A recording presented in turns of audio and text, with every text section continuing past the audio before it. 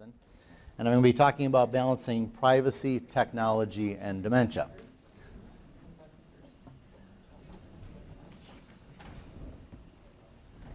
All right, so some of the topics we're going to cover today, I want to start off talking about what is dementia. I want to explain the difference between normal aging and dementia. We'll go through some accommodation options, tech and non-tech, some uses of assistive technology for people with dementia, and then we'll get into wandering, using technology to locate with people with dementia, and some ethical considerations as we go throughout this. I hope it's okay. I'm going to try to remain sitting. I threw my back out Friday, and it's much better today, but I'm afraid if I stand for an hour, it's going to get worse. So we'll try this and see how it works. Some other topics I want to go over: how assisted technology can help people who have dementia with activities of daily living, maintaining employment, safety, wandering, social isolation, and we'll see how social isolation technology can cross over into surveillance, and obtaining information and resources. So some of the normal changes to expect with age. Things taking more effort to learn and process, taking longer to recall information, and having more difficulty multitasking. One of the things I say when people are asking, you know, I'm forgetting things, is it Alzheimer's or is it just normal forgetting? And I say, if you forget where you've left your keys, that's normal aging. It's when you pick up your keys and you don't know what they're used for, that would be a sign of dementia. There was a legislator I worked with who, at age 50, one morning got up and tried to tie his tie. And he said he must have tried 50 times to tie his tie, something he had done every day, and he couldn't do it. That would be a sign of dementia. Normal aging is the more difficulty with recalling things.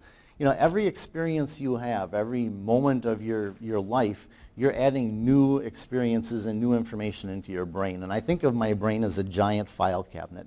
And the more information that goes into that file cabinet, the harder it is to access it, because you're having to navigate more pathways, having to navigate more information to pull things out.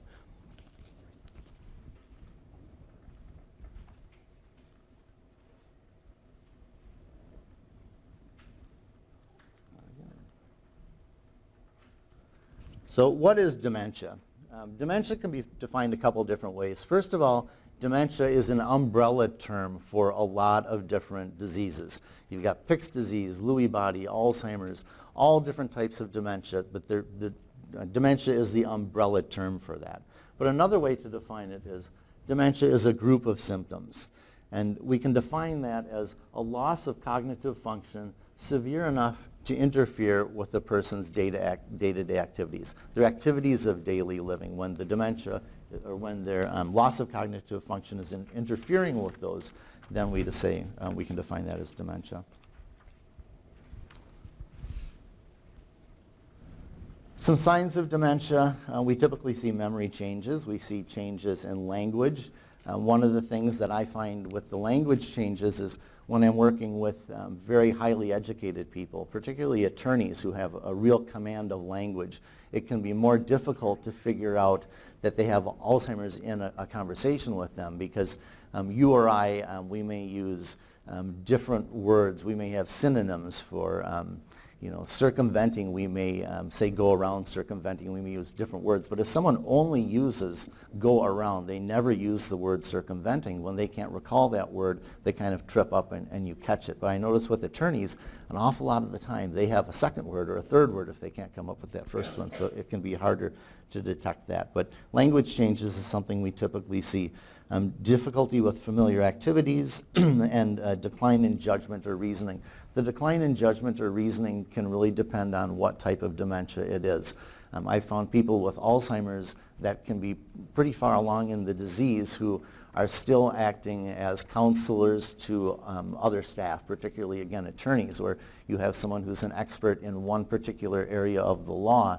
They'll retain them on in the law firm. They're not going into court doing trials anymore, but they can do an awful lot of that background work. And we see that in all different areas of employment where someone with dementia still retains that expertise. What they tend to have the difficulty with is what I call the minutia. It's the filing reports and typing things and remembering tasks and being able to do things on time and things like that. And we'll get into that a little bit more when we get into the technology.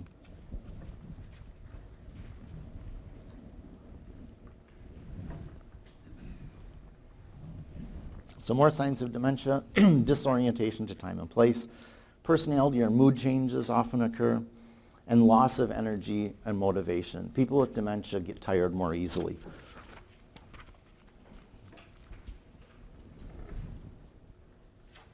And then we get into potentially reversible causes of dementia. There's irreversible dementia and there's reversible dementia. So medications, one of the things that we see quite often is people who are on a cocktail of medications. They have maybe 3 or 4 or 5 different conditions, and they're taking drugs for diabetes and for heart and maybe their blood pressure. And it's the cocktail of those medications frequently will cause the symptoms of dementia. Sometimes it can be one specific drug, but when people are on multiple drugs, it's those interactions that we frequently see showing symptoms of dementia. Depression, medical problems, if the heart isn't pumping well, if the blood pressure isn't up to par. I mean, basically we say heart and brain are connected, right? You know, what feeds your brain is your heart, getting the blood to the brain. So medical problems can, and those can potentially be reversible. And I think one of the things that we're seeing now is better heart care and better ability to treat the heart. And I think that's one of the things that we're going to be able to see to improve the dementia conditions a little bit. Hearing and vision problems, nutritional deficiencies, brain injury. Brain injury can be reversible or irreversible. We're seeing a lot of brain injuries coming back from Afghanistan and Iraq that are irreversible. Infection or illness, and alcoholism. Alcoholism is another one that can fit into either category.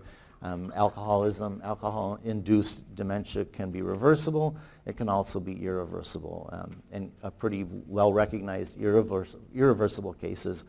Do you remember the show in the 70s, Airwolf, that helicopter show with Jan Michael Vincent?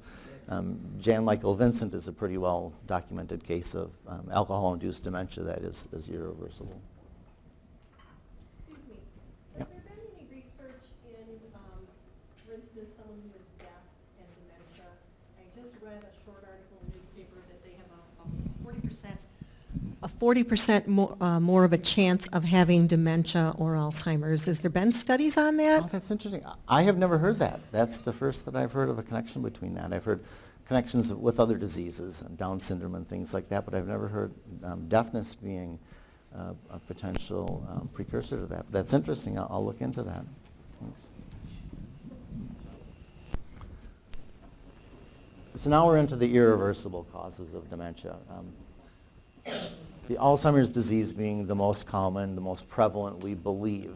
We used to believe that Alzheimer's was pure, and we saw that a lot. Now we're finding that an awful lot of the cases of Alzheimer's are actually mixed with vascular disease.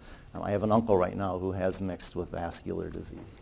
And we always say these things that you should do to try to keep yourselves healthy and to try to maintain your brain and your heart. But my uncle did everything. This was a guy who built a rowing machine to row out in the ocean. He would run on the sand miles. Last time I was out there and visited with him, he climbed a 40-foot mast on his sailboat just using his hands, not using his legs. I mean, he was an extremely fit guy, very well educated, ran an aerospace division out in California and still got dementia. So you can do everything right and still get dementia. We have a lot of things that we suggest people do because we know that there are risk factors. But I'm just always worried that people are going to think that we're blaming them for getting the disease when we say, do these things or you'll get dementia. You can do everything right and still get it, and it's not your fault. Other conditions are things like Parkinson's-induced dementia. I had an uncle with Parkinson's who got dementia, and it was pretty significant. Dementia with Lewy bodies is another.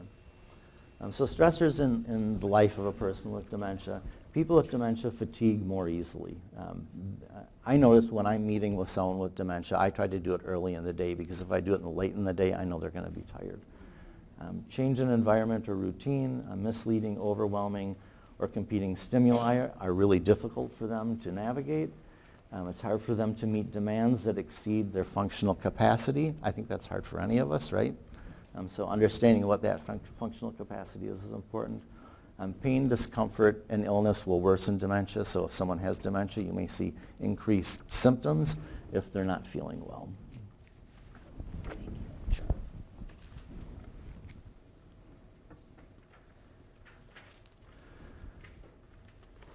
So current treatments. Unfortunately, we have not had a new treatment pioneered since the 1980s. These drugs you see up there, these are the drugs from the 80s. We have some others that are mixes of these, but we have had 100% failure since these came out. We have never come up with a medication yet that will delay the progression of the pathology of the disease. The pathology, the degradation of the brain continues no matter what medication you're on. What the medications can do is delay the onset of Alzheimer's type symptoms in some people. And I talk to people about Aricept, and that seems to be the most commonly used, and some people swear by it, and other people say it didn't help them at all. So I think it really depends on the individual. But that's what we need now, and that's what we're hoping our next big breakthrough will be, something that will at least delay the progression of the disease itself. Non-pharmacological treatments, environmental modifications, changes in communication and approach, and then of course education and support. So we say planning and support, medical evaluation and treatment plan. Well, we've talked about irreversible as opposed to reversible dementia. So if someone has dementia, the first thing we say is get a medical diagnosis, because you want to know, is your dementia reversible or irreversible, right? And then you're going to want to have a treatment plan in either case. And then education and support. If you find you have irreversible dementia, you're going to want to learn about it, and your caregiver is going to want to learn about it, and you'll want to look at what supports are available. I have legal and financial assistance, but really it's legal and financial planning. At that point, you're going to need to start looking at planning for the future. I get a lot of people that I've dealt with over the years who are in their 50s, early 50s some cases, where they still have a house that they're paying for, they have kids in college, and financially they're not prepared for one of them to stop working. So the financial planning is really important. And then Social Security disability, if someone has to leave work. A lot of people are not aware that there is compassionate allowance under Social Security disability, and that people have the opportunity to have an expedited SSDI processing. So that's important. Then we get into the adaptation options. I wanted to talk about some of the non-technological first, because sometimes you'll find that these natural supports, the non-technological, mix with or work well together in unison or hand in hand with the technological supports. So natural supports would be your friends, family, coworkers, neighbors. Those are just some examples. Some examples of community supports, your religious organizations, civil groups, us, the Alzheimer's and Dementia Alliance, the Alzheimer's Association, formal supports, aging and disability resource centers, area agencies on aging, government. And then some of the adaptations we see there, I say using a friend or a coworker to mentor or support. Well, there was one woman that we worked with who had sort of an interesting mix, where she had a pill box that opened at 11 o'clock because she was supposed to take a pill at 11. But her kid wasn't sure that she was taking the pill at 11, so they found a neighbor who was home every day at 11. She could go over to the house and check to make sure that not only had the pill box open, but that mom had actually taken the pill. So you had technology and natural supports working together there. And then reduction in home or work responsibilities. In work, we had a guy who was driving a truck, and he was diagnosed with dementia, and his employer said, we're going to have to let you go. And they came to us, and we talked to the employer and said, well, what else could he do? And they thought, well, loading the truck might be an option. Hey, would you like to load the truck? I'd love to load the truck. And he didn't mind that. I think he thought that would actually be, at that point in his life where he was feeling the dementia coming on a little bit, and he was under a little bit more stress, I think he saw this as a way to reduce his stress. He was going to be loading trucks now. He didn't have to worry about navigating anymore. But he was still able to work. And from his wife's perspective, she said, when he stops working, I'm going to have to stop working because he couldn't be left alone. So it now enabled both of them to continue working, which was really neat.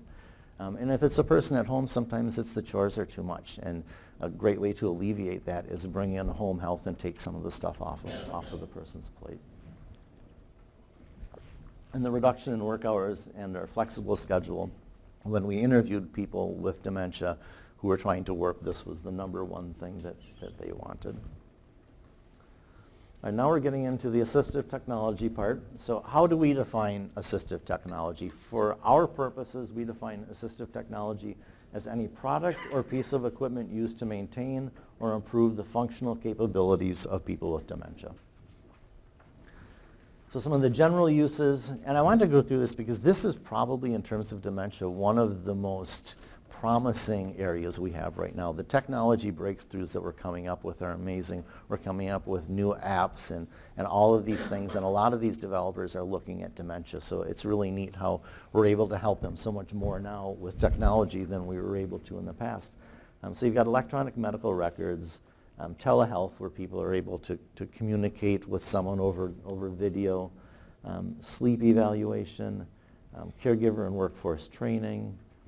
That's really neat because it enables, if it's, say you have a husband and a wife and the guy's 80 years old and she's 80 years old, a lot of these men, especially, I don't mean to pick on men, but when I'm in the support groups, our male support groups, a lot of these guys just have no experience with caregiving. That wasn't what they did. We've got a lot of veterans and they did a lot of manly things they're very good at, but caregiving isn't something that they learned.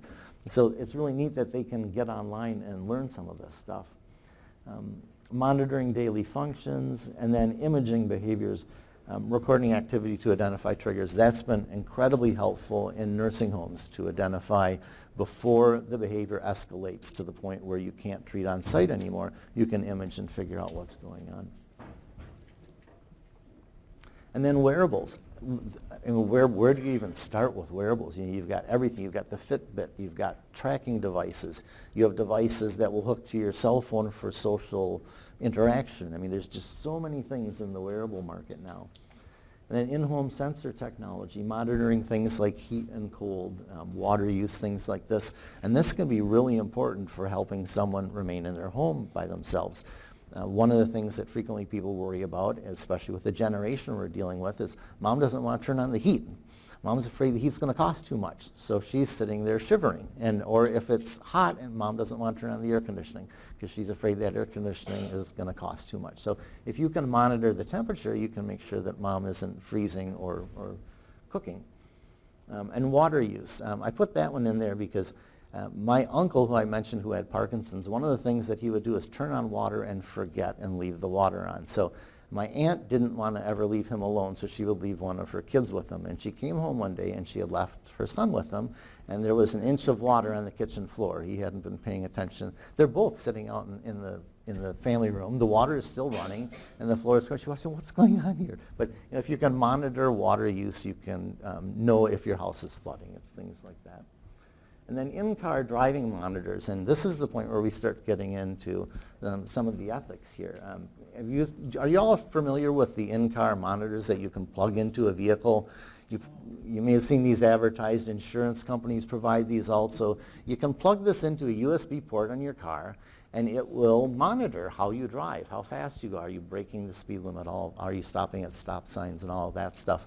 And insurance companies market this as a way that you can save money. Plug this into your car, run it for a month, give it to us, and if you're driving well, we can reduce your insurance rates. So we're talking about a different application where you'd be plugging this into the car of someone who has dementia to see how they're driving. Any thoughts on that? You see any problems with that? If you brake too hard because you're avoiding an accident, they're going to jack up your rates. Oh, okay. I didn't know that, but that's good to know. I think it'd be good If you for do it a teen few too driving. many times, yeah. Okay. They dock you for braking too hard, accelerating too hard, and a few other things. Okay. Well, how about placing something in someone else's vehicle without their knowledge. If someone did this to me, I'd go ballistic. If I found a device hooked into my car that's tracking what I'm doing and I had no knowledge of that, I'd be, am I the only one? Wouldn't you guys be upset if you found something like that in your car? Yeah, right. But I was thinking of this through as I was doing this, and I was thinking about my grandpa, because my grandpa was not driving well, and neighbors had complained about him. And my mom asked me to get in the car and go with him. And I went for a drive with Grandpa. We stopped at a green light, and when it turned red, we went. We drove in one side of a building and out another side of a building. Never done that before, but they had like a big opening like a garage, and he drove through. We drove over a curb when we were exiting a parking lot. And I was the data recording device. Unbeknownst to him, how much different is that I'm in there recording this and then passing that information on in a similar way to that device being plugged in? Or how about we have families that tell us how they will get behind mom and follow mom to see how she's driving because they're worried about her. I think you have to involve what is the end goal or what is the purpose of this. I think you Yes. have to have a discussion with the person so that they feel part of the conversation. If they are thinking, you want to take away my license, this whole thing could become a nightmare because they're so nervous and upset. Mm-hmm. So I think bringing them into and asking maybe, what do you think about these ideas? Or I've noticed this, and not necessarily tying it in with, we want to pull your car keys. But is that where you're headed? I think that's excellent. And the part that you said about what is the intention behind it, and I think that is key too. And as we get more into technology, that's one of the things I wanted people to start thinking about. What is the intention behind the technology? And I almost want to skip ahead a little bit. Well, just one thought on that. My mom said that one of the worst days of her life was going to be when her children take her car keys from her. Yeah. She knew the day was coming. Might Yeah. not be the children though. Well, yeah, Yeah. but, and our answer was thank you. Hello? Okay, hello? Just give it a second, I'll turn it on. Okay, can you hear me now? No? It's, oh, hello, okay. We explained to Mom that if the day came when we had to take your car keys away, it's not only for her safety, but for the safety of others, and how would you feel if you caused an accident? And we're not doing this to punish you, but to keep you safe. And, that's kind of helped us get over the hump of how much it was going to hurt to not be able to drive anymore. Yep. Yeah, that's excellent. And what you just mentioned, we're going to get more into that in a minute about when we get into types of wandering and how whether you're on foot or whether you're in a vehicle makes a difference.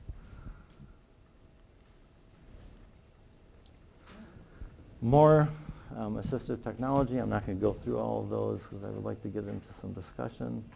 Online webinars, I mentioned training for the caregiver. Information and resources for the person with dementia. I mean, it's so much out there now that there didn't used to be. It's just amazing. And wayfinding devices. And I wanted to mention that because we're going to be talking about liberty and people's rights. And, what we're looking for very prescriptive and how top-down, how do we manage them? How can we help them manage themselves? Well, one of the things we can do is wayfinding devices.